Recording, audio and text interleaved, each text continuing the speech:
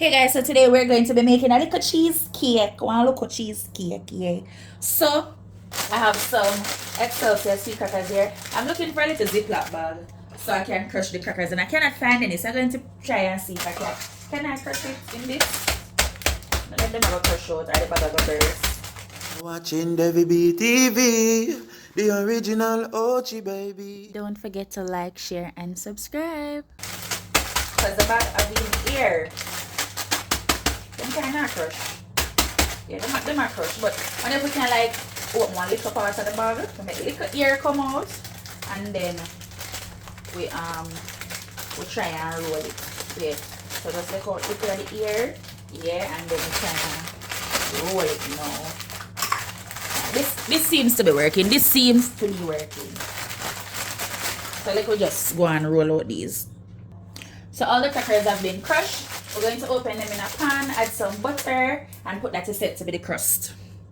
So this is what my crumble is looking like. I mean, some of them kind of look big, but we're going to work with it. We're going to work with it. So let's just put it in our pan.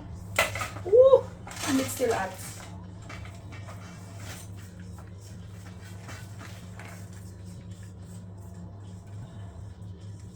To get all my crumbs in.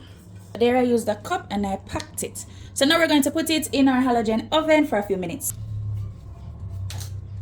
Onto the filling. We will not be using a standing mixer today because, as I said, it is a very small cheesecake. First thing we're going to do is unpack our cream cheese. I already had this half, so we'll be using 1.5, and it was in the freezer, so I had just put them out to thaw. So this is why it's looking like this, but it's gonna come together. Right? It's gonna come together. Texture of this one is very much different from the one that was in the freezer. It's much softer, see, but it's the same Philadelphia cream cheese. Unfortunately, I cannot find my big whisk. I am digging up the whole place and I cannot find it, so I'm stuck using this little one, which is making my life very hard because I can't mix too fast because we don't want bubbles in the cream cheese. So this is me slowly but surely until it's creamy. So I don't know if you guys can see it, but it's coming together, kind of getting like a frosting look now. So it's softening up. Trying my best not to over whisk, but then I still need it to be creamy enough before I add the sugar. But now to the mixer, we're going to add 1/2 cup of granulated sugar. So white sugar. We add 1/2 cup of white sugar. White sugar. So this is 1/2 cup. I don't know why I'm not using a spoon. Why am I not using a spoon? Anyways, I'm going to use this spatula, which is taking forever and a day. So, and at the same time, I'm also going to add 1/8 teaspoon of salt. Same time when I'm whipping up my sugar, I'll be whipping up my salt as well. So this is 1/8, just a little bit of salt to give it a little taste, you know? Yeah. And we're going to mix up this till it's creamy. So remember, I'm not whisking too fast because we don't want to create any air bubbles, but at the same time. Alright, I'm going away. May their soul rest in peace. Yes, so may I turn my bowl sideways for sure, no? Next thing you dash away. So yes, you realize it's getting creamy. So this is just the cream cheese, the sugar, and salt. Ensuring that we scrape down the side.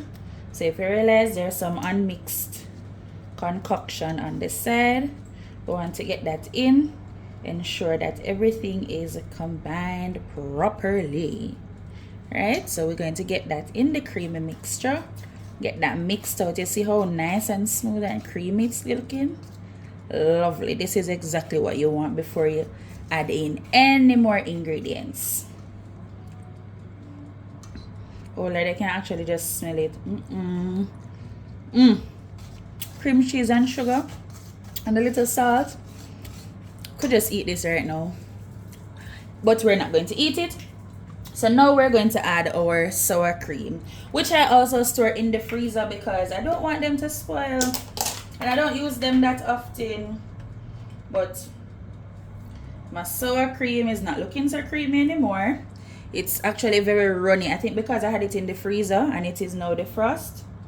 But anyways, we're going to pour 1/4 cup regardless, and I think I may just thicken it with some flour. Yes, only because the consistency has changed why I'll be adding flour to this cheesecake. I don't normally do. But let's just get that mixed in. And then let's, you know, see what's happening. So we're gonna mix this until it's creamy again. So this is what it's looking like now. Have that sour cream mixed in. Hey. Alright, that's what it's looking like. So we're going to now add some spices. So I'm just going to add some vanilla. And I'm adding, what is this? 1 teaspoon of vanilla. Using this, what kind of vanilla? This one vanilla. I'm not even know how strong it be. But 1 teaspoon of vanilla. It smells like it would do. So let's hope it would. Oh, but look, I did have good Benjamin vanilla too. True. And I like to do a little top up in my cheesecake. So I'm adding a little bit of rose water as well. Like just like a drop. Yeah. And a little bit of almond essence. Yeah, me know me kind of extra. So you know me like just add 1, 2 drop. Just, you know, get a little bit more pizzazz, you know? Yeah, a little bit more pizzazz. And we're just going to mix up that in this. And after this, we're gonna add a little bit of lime juice. Like 1 little beanie bit. Yeah, 1 little beanie bit of lime juice. I don't even know how much lime juice to tell you now. Can't tell you 1 little beanie bit. But wait. Let me use an actual measure. I think I want to use about 1/2 teaspoon. Yeah, we're gonna use 1/2 teaspoon. Here's the spoon name drop. Yeah, about more than half that, you know. Alright, we'll dash that in there. Yeah, 1/2 teaspoon of lime juice. So the lime juice has been mixed, and now we're going to add 1 egg, 1 big egg. You see this? The egg big, biggest egg in your tray. Put it in there. And now we're going to blend this egg in. So we send the egg in, ensure that everything is combined properly. I'm just going to add, guys, I added 1 tablespoon of flour. Sorry, half or 1. Oh Lord, I forgot. But if you're going to be just purchasing your sour cream fresh and it was not in the freezer, it wouldn't have changed the consistency of it. So you wouldn't need the flour. But I just put some eyeball and put some flour in this. Just trying to mix it to ensure I get out any lumps.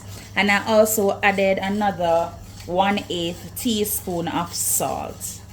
Because cheesecake itself tasted like it wanted a little bit more salt even before I added the flour. And then, you know, when you add the flour, that's another thing that will need salt. Alright, so this is us right here. I'm seeing few little bubbles, so we're just going to get those mixed out. Then we'll pour our cheesecake mixture. This is how the cheesecake is going. I did give it some more time since I added the flour to it, because I didn't want to, you know, take it out and then we have raw flour on the inside. So once it reaches the temperature, it's going to shut off, and then when it drops, then it will come back up. Got to show you guys, I poked my cheesecake and it came out clean. So I'm just gonna leave it here to cool. So this is how the cheesecake turned out. So look at it. Some of the crusty crust going with something there. So yeah, not look too bad, ain't it? Not at all. And I did go ahead and sprinkle some of the little cookie on top. Yeah. This is the finished product of my cheesecake. I did rest it in the fridge for about 2 hours to have it cool properly, and no taste test. I didn't have any cherries to put cherry on the top, but I thought I would just add some chocolate. So my crust is not crusting, it needed more butter. Oh my god. But guys, so creamy. Nice.